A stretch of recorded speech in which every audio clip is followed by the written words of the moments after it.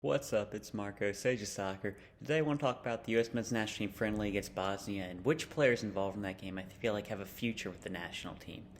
Now, when I say future, I mean near to just immediate future, like 2022 World Cup, because we had a lot of young players in the team. Like, I'll talk about them more when I get to it, but I just mean for right now, who do I expect to be called in with the January squad? So now, going into the team, starting at the goalkeeper position, and Matt Turner, I feel like he's obviously in the team. Now, we do know about his issues with ball at his feet, and they are issues there. But at the moment, Zach Steffen isn't playing, Ethan Horvath isn't playing, and he's clearly the best MLS keeper, and he might be given the start by default. Now, I feel like Steffen will have a couple of cup games under his belt at that point, so he won't be going in completely ice cold. Horvath as well, I'd assume, but shouldn't forced advance, I guess. But I feel like Matt Turner has to be in the team just because we at the very least know what we're going to get from him. I believe Steffen's a better player, has the higher ceiling player, but we do have to bring in Matt Turner. Gabriel Slonina, he's an interesting case because not yet. I don't think he's ready yet. And I know that's impressive that he made his MLS debut at 17, but something I've mentioned this before. Has he made his competitive debut yet? You're like, yeah, of course, he played in the MLS. He played for a team that was out of the playoff race that had nothing to lose. It was essentially training matches for him for a couple months. It's obviously impressive that he was playing as senior players, but just keep that in mind when we're talking about he made his MLS debut. It was meaningless games. Now, he obviously has a ton of potential and could very easily be the USA #1 in the future. Very easily. He was born 2004. I'm pretty sure he's still 17. And yeah, extremely exciting player. But at the moment, because especially with COVID going on, we need all of our goalkeepers to be ready to come on because we don't know if someone will just be unavailable for a game. And because of that, I definitely prefer Steffen and Turner and Horvath over him. But Slonina is definitely one for the future. John Pulskamp is similar, but could potentially be good. But at the moment, he's not even the starter at Sporting Kansas City. He obviously has potential. I've seen a couple people talk about him highly, but he's in like a Chitoro and Dunce, Cesar dos Santos situation right now, where it's like, okay, you're on the radar, but you're definitely not getting called in. So now on to center backs, and with Walker Zimmerman, he will be back in the team. In my opinion, he's our fourth best center back. A lot of people rate him higher. But he has been very solid defensively this qualifying campaign, and he's definitely going to be back into the team. Then Henry Kessler, I don't feel like he's good enough. He isn't ready for the national team yet. Maybe he won't ever be. And there are tons of center backs ahead of him. And honestly, even in Olympic qualifying, I think it was this past March, I thought Justin Glad performed better than him, and I'm really not sold on Henry Kessler. Now, Auston Trusty is an interesting situation because I like him because he's an athletic center back and he's a left-footed center back. Those are two qualities that are pretty rare to find together, and I could see him finding a role in the national team.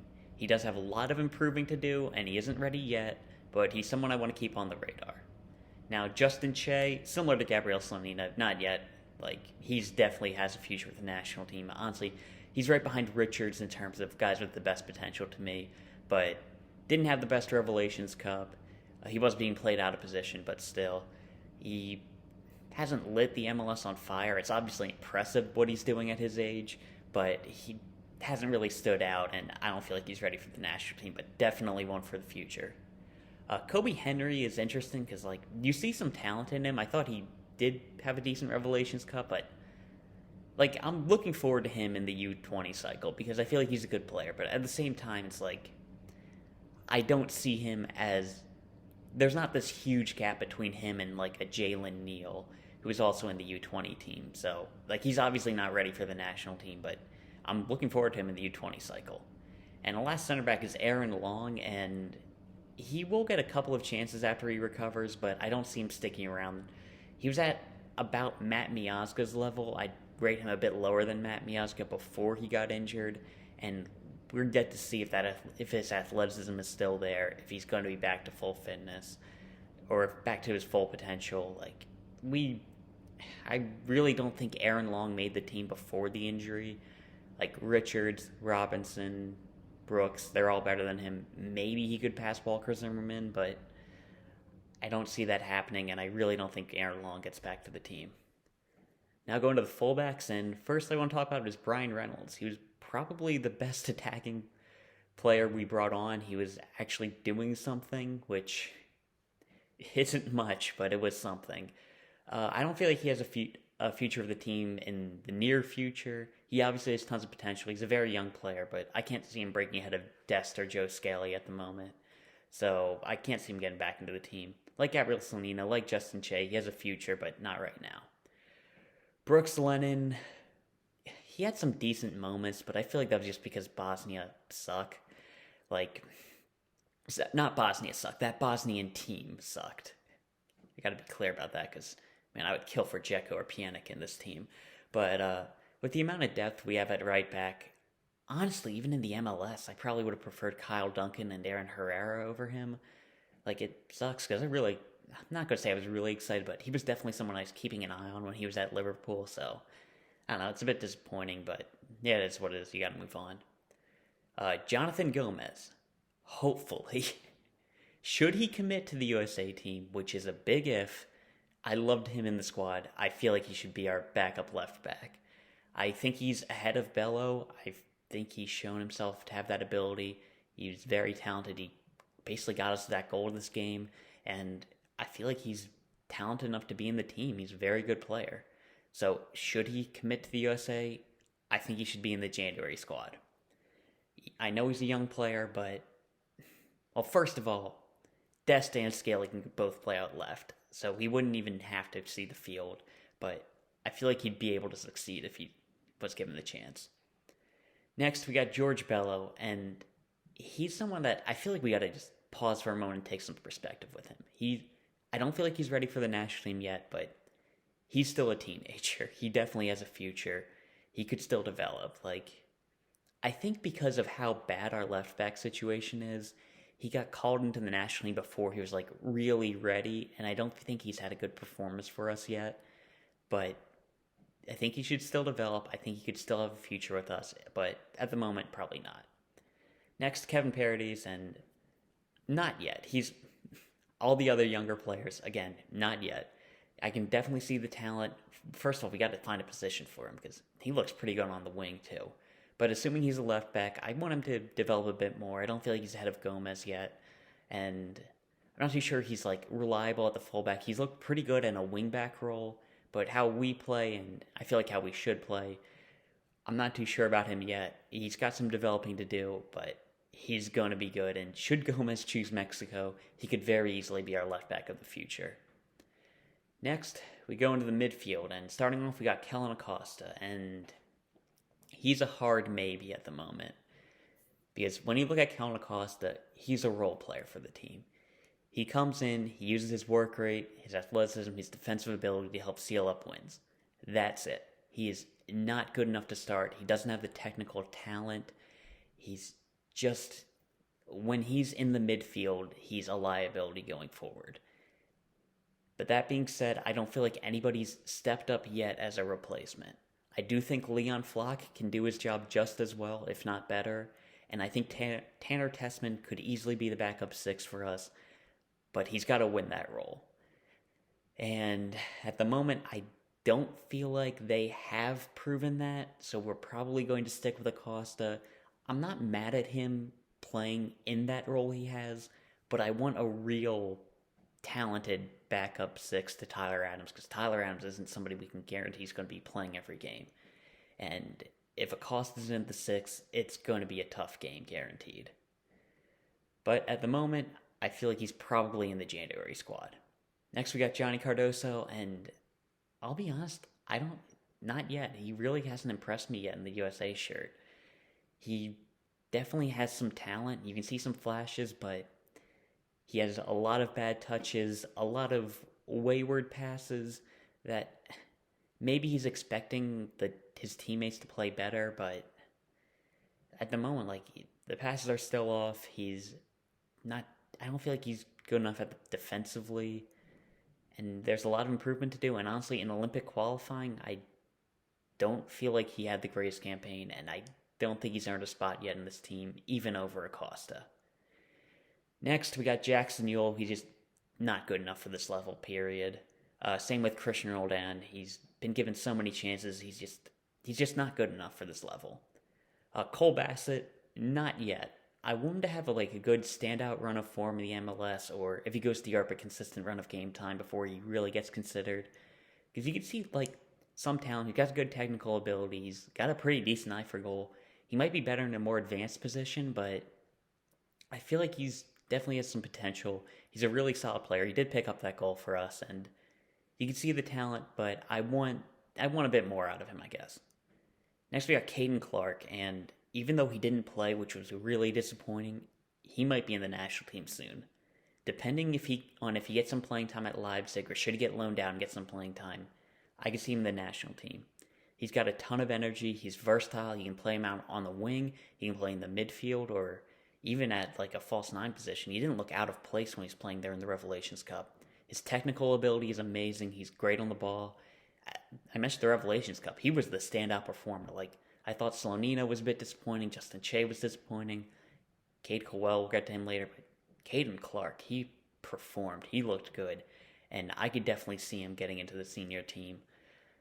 It's going to be tough to break in ahead of, all of our starters, like Musa, McKinney. Then Bucio's looked really good. I've liked Luca De La Torre.